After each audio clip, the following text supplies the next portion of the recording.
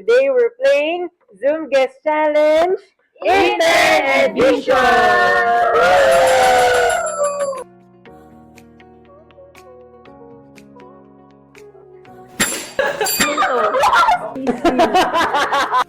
Ang game na ito ay susubok sa visual observation at bilis ng pag-iisip ng ating players.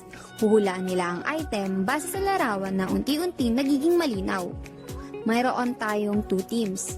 Sa bawat round, tig-iisang player mula sa bawat team ang maglalaban. Makakakita sila ng 3 images ng iisang item, mula sa sobrang zoom in at hanggang sa malinaw na itsura nito. Kapag hindi nila nahulaan ang unang image, lilipat tayo sa second image na mas klaro.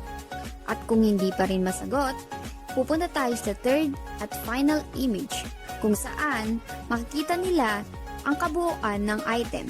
Dito, magpapabilisan na lang sila ng sagot. Pwede silang mag-buzz anumang oras para sumagot. And for our point system, kapag nahulaan agad sa first image, which is ang super zoom in, magkakaroon sila ng 3 points. Kapag sa second image, 2 points. At kapag sa third image na nahulaan, 1 point. Representing for Team A, we have Ate Ira and Wendell. Our Team B, we have Vince and Julie.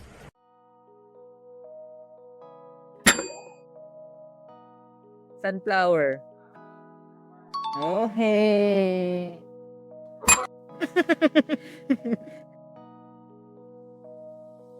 Kasi yung kulay niya, kulay yellow, and then yung mga shape niya may patusok-tusok. So, sunflower.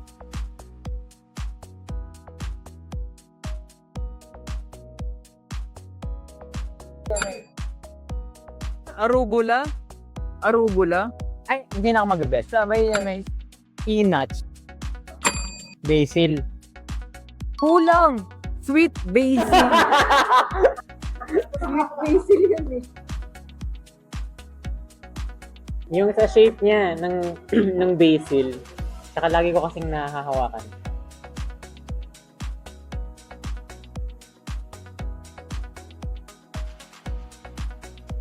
Ano yan? Cucumber? Try. Really? Eggplant. Nagluluto ako, pinakat ko yan.